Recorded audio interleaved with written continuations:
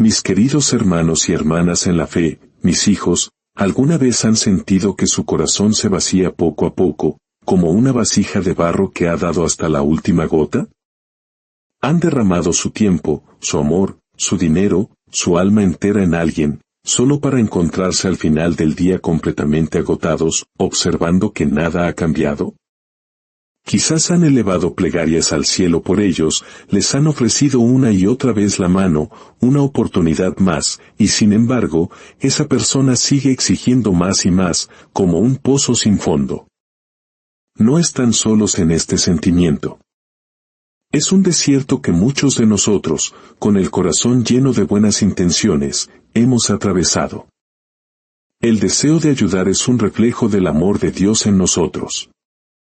Pero la Biblia, esa carta de amor y sabiduría que nuestro Padre Celestial nos ha dejado, nos enseña que hay momentos en los que ayudar puede convertirse, sin que nos demos cuenta, en un obstáculo para la obra que Dios mismo quiere hacer en esa persona. Facilitar su mal, en lugar de inspirar su bien. El Señor nos llama a ser compasivos, a ser el buen samaritano en el camino de la vida. Pero también nos llama a ser sabios, a ser prudentes como serpientes y sencillos como palomas. Hay una verdad poderosa, una frase simple pero que puede cambiar nuestra vida, que quiero compartir con ustedes hoy. Grábenla en su corazón, no cargaré lo que Dios nunca me pidió que cargara. Repítanla conmigo en el silencio de su alma, no cargaré lo que Dios nunca me pidió que cargara. Estas palabras, mis queridos, son una llave que nos libera de la cárcel de la culpa. Nos dan permiso para dar un paso atrás, no por falta de amor, sino por un amor más grande y más sabio. Porque al apartarnos, no estamos abandonando a esa alma, estamos confiando plenamente en que Dios, en su infinita misericordia y poder, puede alcanzarla de maneras que nosotros jamás podríamos.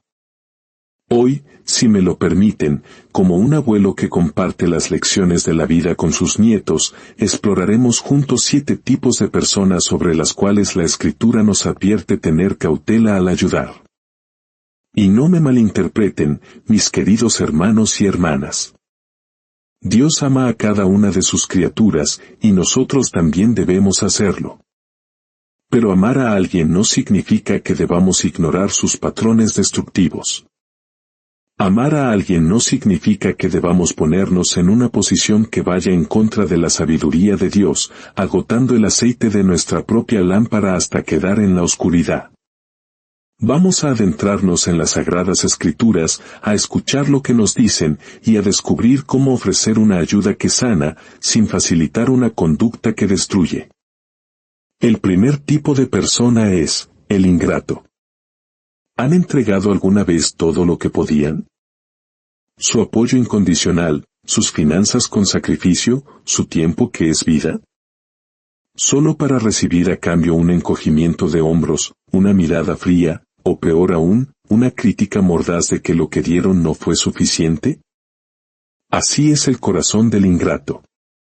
Actúan como si nuestros actos de bondad fueran una obligación, algo que les debemos por derecho, en lugar de un regalo nacido del amor.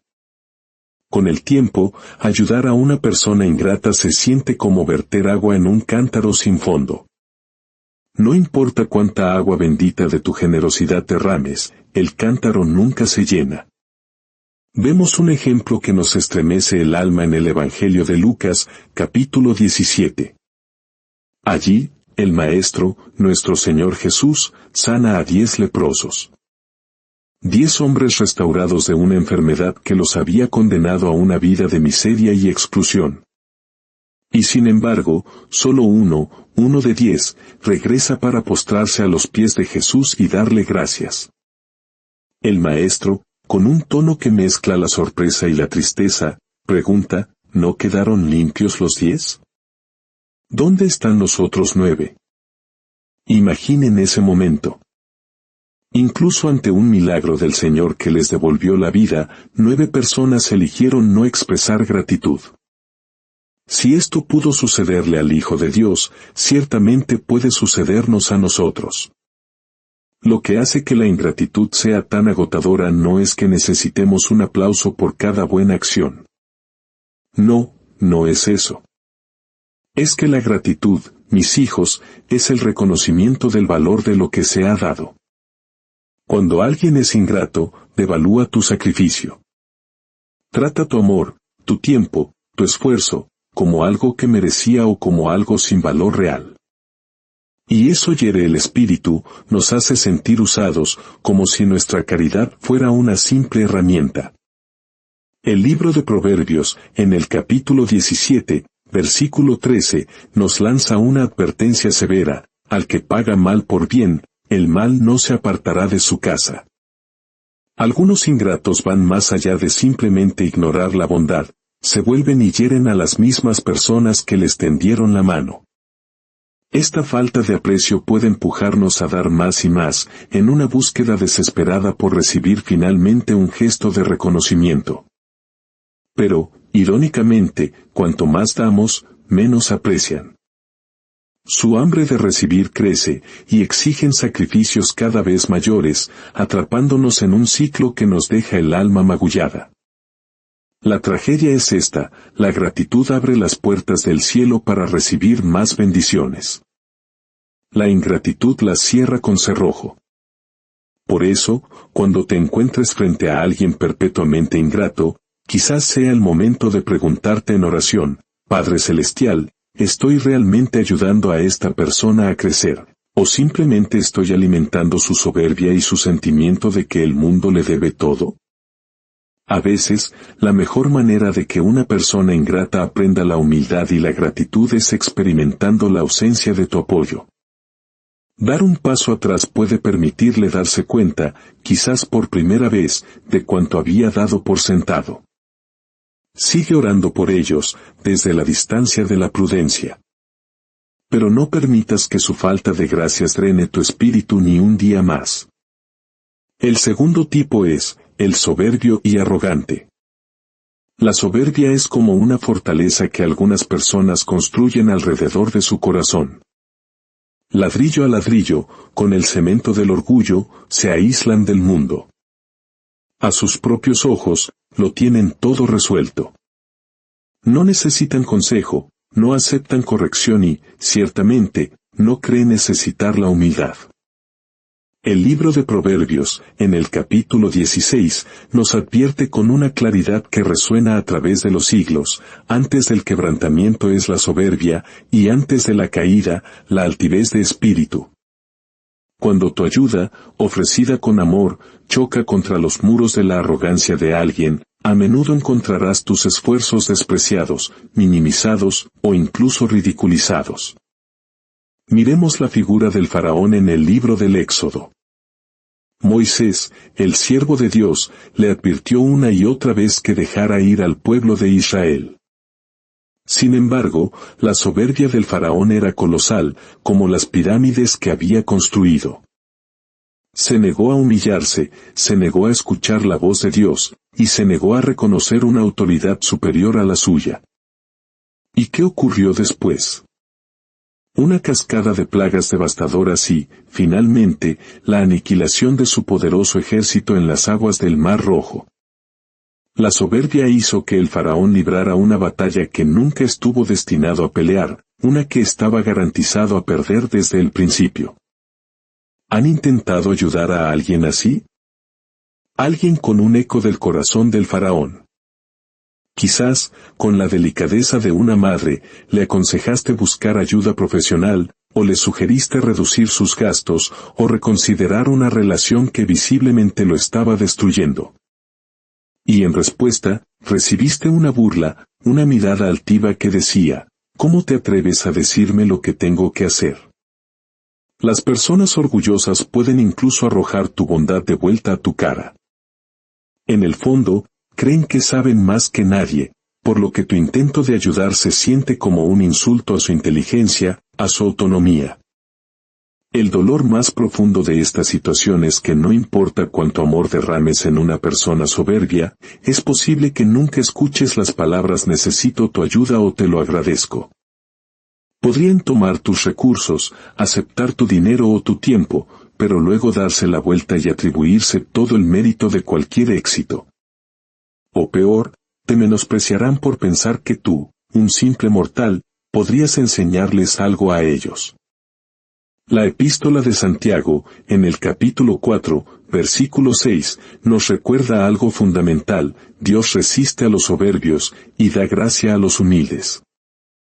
Si el mismo Dios Todopoderoso resiste su orgullo, nuestros humildes intentos de derribar esa fortaleza pueden ser en vano. Lo mejor que podemos hacer es orar para que su corazón se ablande. Podría ser necesario un gran evento en su vida, como la caída del faraón, para llevarlos a la humildad. Mientras tanto, considera dar un paso atrás si tus palabras y acciones caen en oídos sordos. Ellos tienen que desear la sabiduría antes de que cualquier semilla pueda echar raíz en la tierra árida de su vida. Hasta entonces, será solo una voz haciendo eco contra los muros inflexibles del orgullo. El tercer tipo de persona, el necio. Algunas personas no son perezosas, ni necesariamente ingratas, ni siquiera orgullosas en el sentido típico. Pero son necias. Y la Biblia nos advierte repetidamente sobre ellas. Ser necio, en términos bíblicos, no significa carecer de inteligencia. Significa rechazar la sabiduría. El necio es aquel que conoce el camino correcto, pero elige deliberadamente el equivocado, una y otra vez. Proverbios 13:20 dice: el que anda con sabios, sabio será, mas el que se junta con necios será quebrantado. Esa es una verdad que cala hondo. Si te acercas demasiado a un necio, sus patrones destructivos pueden salpicar y manchar tu propia vida. Puedes reconocer a un necio por la forma en que sigue cometiendo los mismos errores sin cesar. Piden ayuda, les das un consejo sabio o recursos valiosos, y parecen genuinamente agradecidos. Pero una semana después, están de vuelta en la misma crisis, en el mismo hoyo del que los ayudaste a salir. Te prometen: esta vez sí, esta vez lo haré mejor, pero no cumplen. Actúan como si tu ayuda fuera una simple curita que cubre temporalmente sus heridas autoinfligidas, solo para arrancársela tan pronto como la curación es posible. Proverbios 26:11 nos ofrece una imagen vívida y cruda: como perro que vuelve a su vómito, así es el necio que repite su necedad. Es una forma contundente de decir que los necios regresan directamente a la fuente de sus problemas, incluso cuando saben que es dañina. Intentar rescatar constantemente a un necio puede sentirse como estar atrapado en una montaña rusa sin fin, subidas de esperanza, caídas de decepción y ningún progreso real.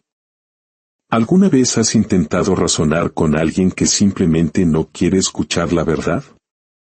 Asienten cortésmente, pero ignoran tus palabras en el momento en que te das la vuelta.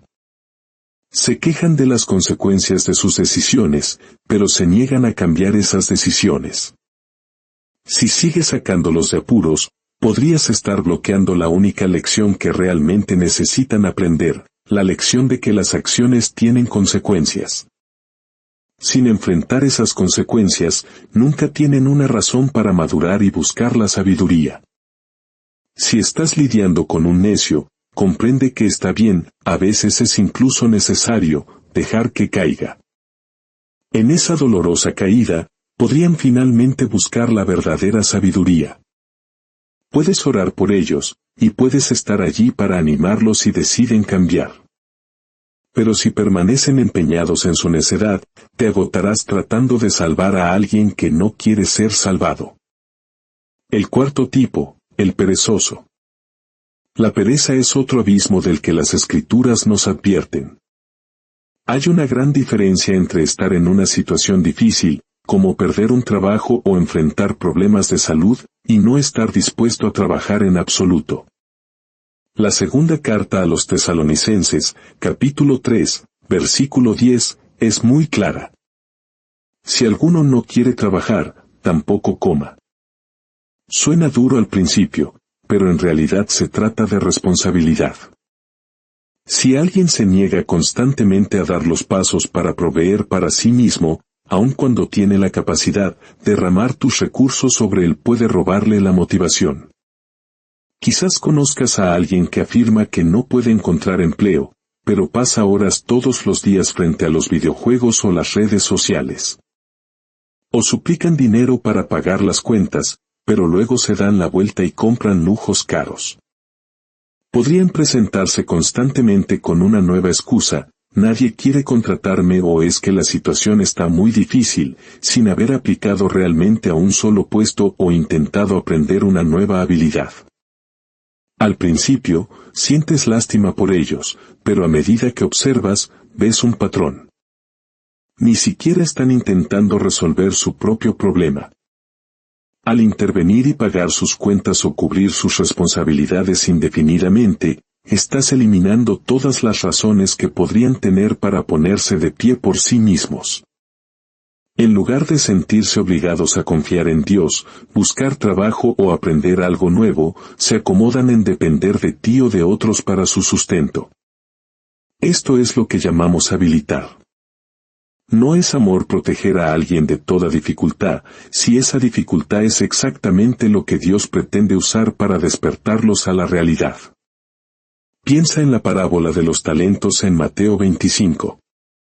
Un siervo enterró su talento por miedo y pereza, negándose a hacer el trabajo de invertirlo. Cuando el amo regresó, llamó al siervo malo y negligente y le quitó incluso lo poco que tenía. ¿Por qué? Porque el siervo no usó lo que se le había dado. Si alguien se niega a cultivar lo que Dios le ha dado, salud, oportunidades, inteligencia, tus continuas misiones de rescate podrían hacer más daño que bien.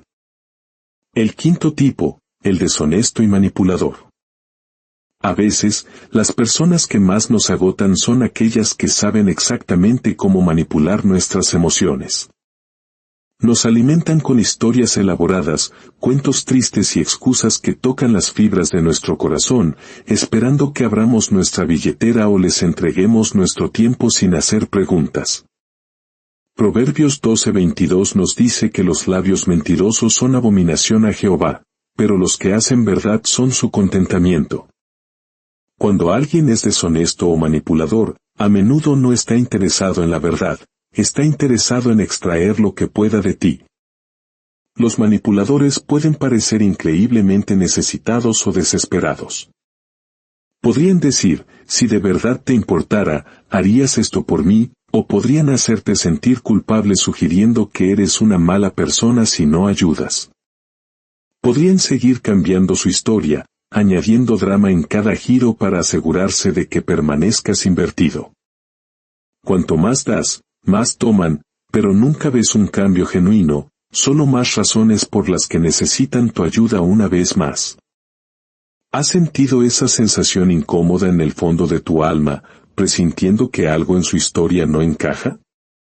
Quizás notas contradicciones en sus relatos, o siguen necesitando más porque algo más salió mal. En lugar de agradecer tu amabilidad, se irritan si haces preguntas. Si sientes esto, es probable que estés tratando con un manipulador. La segunda carta a los Corintios nos advierte que el mismo Satanás se disfraza de ángel de luz, lo que significa que el engaño puede parecer brillante y atractivo a primera vista.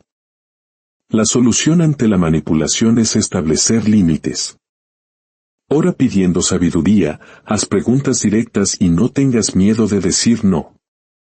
Si se vuelven hostiles o intentan culparte por establecer límites, esa es una señal clara de que sus motivos no son puros. Tienes permiso de Dios para proteger tus recursos y tu paz. La frase "no cargaré lo que Dios nunca me pidió que cargara" se aplica poderosamente aquí, recordándote que no eres responsable de alimentar las artimañas deshonestas de nadie. El sexto tipo, el malvado y pecador. Todos sabemos que somos pecadores y que necesitamos la gracia de Dios.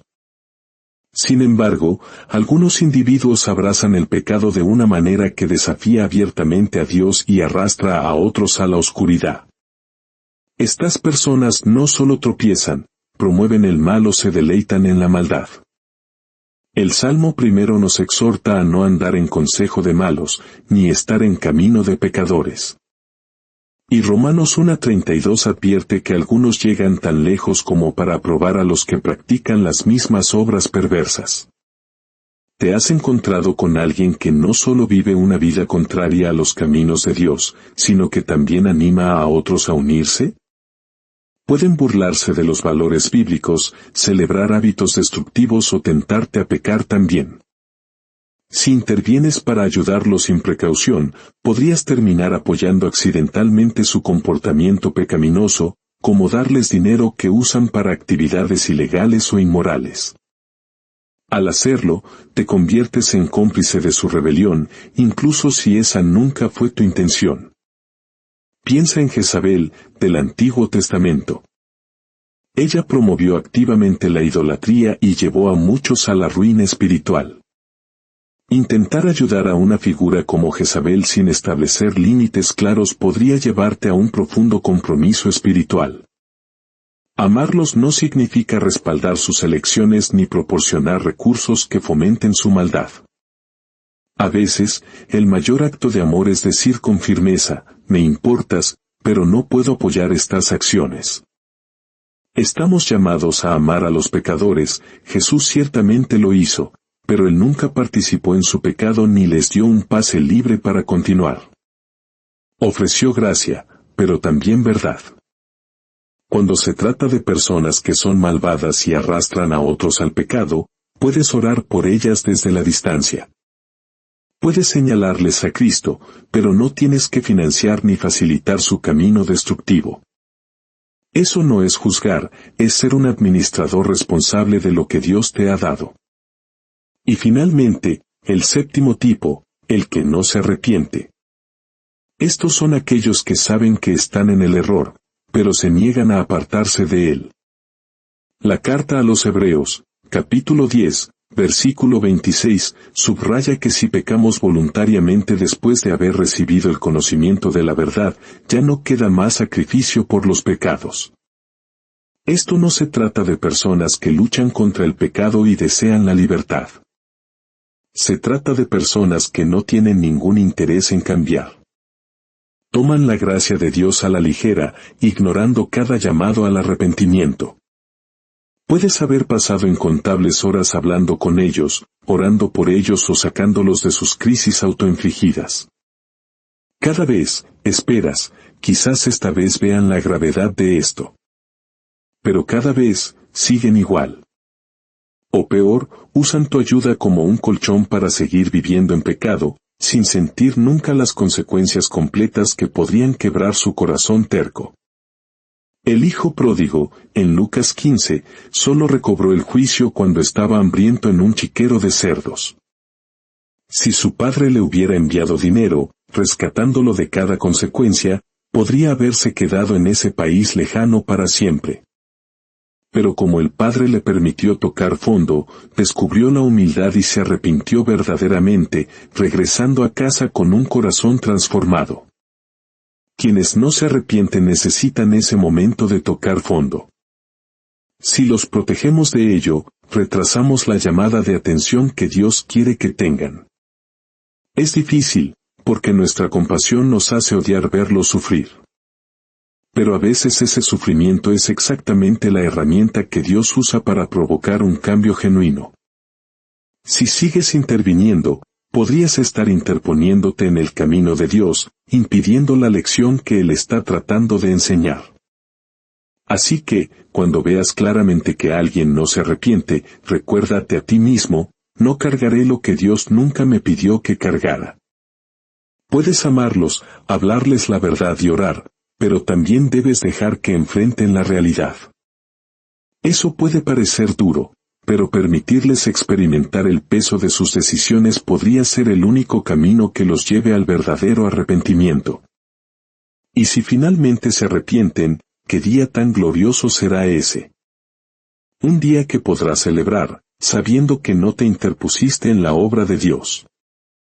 Si has llegado hasta aquí, creo que Dios te está hablando directamente. Quizás has estado derramando tu corazón, tu tiempo y tu energía en personas que nunca cambian. Personas que toman y toman, pero nunca crecen, nunca escuchan y nunca aprecian. Y ahora estás agotado. Te sientes vacío, usado y quizás incluso culpable por querer alejarte. Pero escúchame bien, hermano, hermana, tú no eres su Salvador. Jesús lo es. Nunca estuviste destinado a llevar cargas que Dios no te pidió que llevaras. Cuanto más intentas arreglar a personas que se niegan a cambiar, más retrasas lo que Dios está tratando de hacer en sus vidas. Este es tu momento de confiar en Dios. De soltar la culpa. De dejar de malgastar tu amor en personas que no lo valoran y empezar a invertirlo en aquellos que sí lo hacen. Mereces paz, mereces descanso, y Dios te guiará cuando se lo pidas. Ahora, quiero tomar un momento para orar por ti. Tal vez has estado llevando cargas que no te pertenecen. Cierra tus ojos, abre tu corazón y oremos juntos. Padre Celestial, te necesito. He estado cargando cargas que no son mías, tratando de ayudar a personas que se niegan a cambiar. Hoy, me rindo. Te entrego a estas personas, Señor. Libero la culpa, la frustración y el agotamiento. Confío en que tú harás lo que solo tú puedes hacer. Señor, dame discernimiento para reconocer cuando alguien necesita ayuda de verdad y cuando necesito dar un paso atrás. Dame el valor para establecer límites y la paz para saber que no soy responsable de las decisiones de todos. Ayúdame a caminar en sabiduría, protege mi corazón y rodéame de personas que te honran. Gracias por ser mi fortaleza. Confío en ti completamente. En el nombre de Jesús, amén.